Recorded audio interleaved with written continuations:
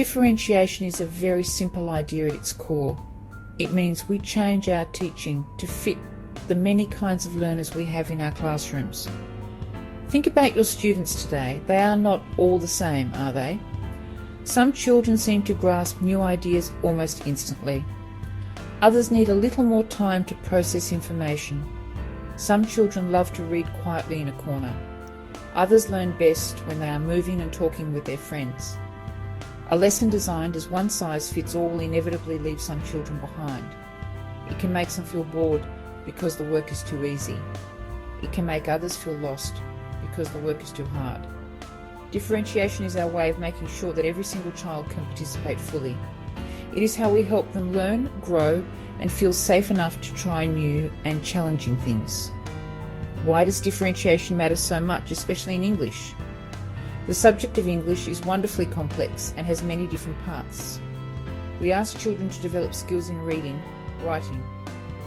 We also ask them to become confident in speaking, listening. There are many wonderful ways to think about and structure differentiation in your classroom. It can feel overwhelming to know where to start. To make it simpler, I will explain 3 very useful and practical models. Think of them as different recipes for the same delicious goal: a classroom where every child learns. These models are easy to understand and can be applied right away. The first is Universal Design for Learning, or UDL. The second is a simple version of the Australian Curriculum Case Model. The third is Gagne's Model of Instructional Design. Each offers a slightly different lens, but all lead to a more inclusive, effective classroom. Universal Design for Learning asks teachers to plan for student diversity from the start. Instead of planning one lesson and adapting later, build flexibility in from the beginning. It is guided by 3 main principles. First, provide multiple means of representation. Second, provide multiple means of action and expression. Third, provide multiple means of engagement. For a primary English lesson, UDL might look like presenting a story using a book, a short animated video, a simple puppet show. Another practical approach is the Australian Curriculum Case Model. For us, Australian Curriculum Case equals content assessment support extension content. You might change what you teach for some students: easier texts for struggling readers, more complex texts for advanced readers. Assessment: continuously check understanding. Asking for a thumbs up, a short exit ticket. Support: give help based on assessment. Small group instruction, visual aids like word banks. Extension: give a greater challenge.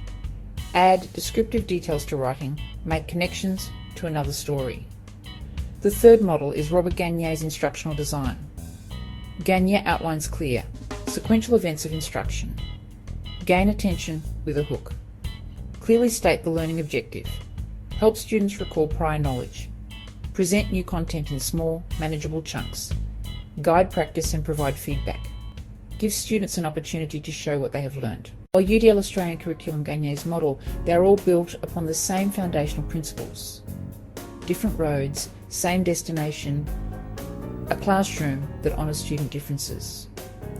Understanding shared core ideas makes differentiation holistic. The first principle: know your learners deeply and continuously. You cannot effectively differentiate for students you do not understand. Go beyond academic data. Observe their interests, their social interactions, their learning preferences, their personal strengths and struggles. Build relationships. Discover their needs, their passions, what makes them feel successful. Second principle: multiple pathways to learning. Use many ways to teach. Sight, sound, action. Don't rely only on lessons or written text. Incorporate visuals, diagrams, videos, real objects. Use auditory tools, songs, audiobooks, discussions. Provide kinesthetic and tactile experiences. Acting out a story, building a model of a character. Using magnetic letters to form words. This variety is not just for fun.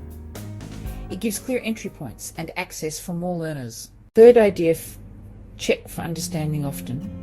Teaching and assessment are intertwined. Don't wait until the end of a unit. Use frequent low-stakes checks. Watch facial expressions, ask thumbs up or thumbs down, have students write one sentence on mini whiteboards. Quick checks give immediate feedback. They tell us to slow down, reteach differently, or advance a group. Ongoing assessment enables responsive teaching. Finally, offer both support and challenge. Aim for each child's zone of proximal development. Provide scaffolds and supports, sentence starter, small group support, word bank.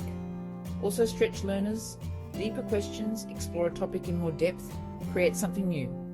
A classroom that only supports or only challenges is not differentiated. We must do both. Spotting needs and tailoring support, real classroom scenarios. One of the first questions teachers often ask is, how do I know what my students need? The answer lies in becoming a careful observer and a thoughtful listener in your own classroom. You can spot student needs by paying close attention every day. Use simple signals to gauge confidence. A close-up of a teacher's hand placing a colourful sticky note with a quick observation written on it into a student's workbook. These small moments of data collection help you plan for small groups, who needs time, and who is ready for challenge. Imagine your class is reading a short story.